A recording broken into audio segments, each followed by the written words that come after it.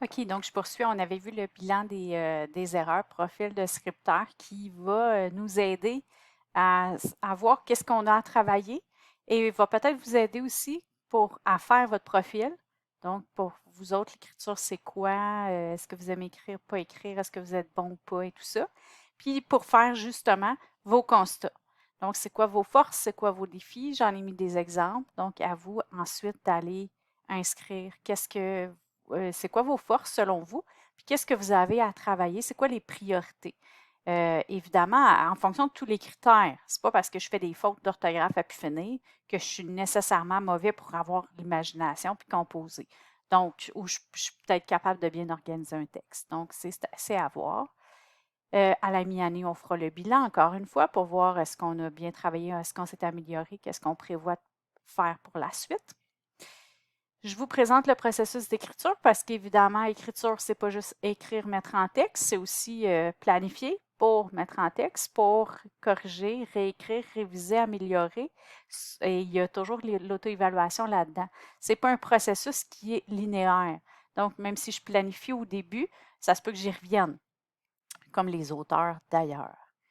Un petit tableau pour aider à réviser, à améliorer un texte, donc avec des questions, des stratégies. On y reviendra en classe, mais au moins vous l'aurez là.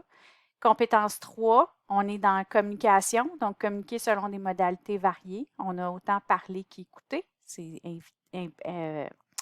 important évidemment de travailler les deux notions.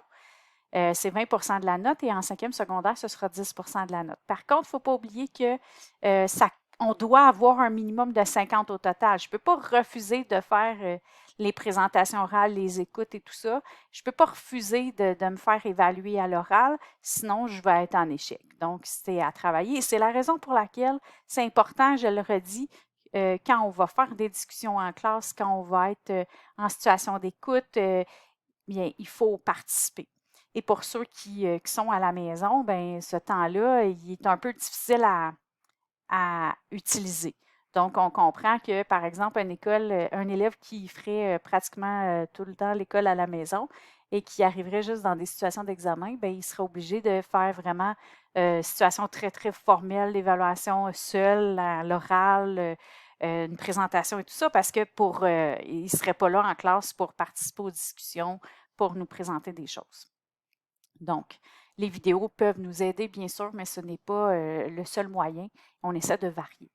Profil de communicateur, auditeur, donc comment vous êtes à l'oral, quand vous parlez, quand vous écoutez. C'est quoi vos forces? C'est quoi vos défis? Qu'est-ce que vous avez à travailler? Comment tu prévois travailler ça?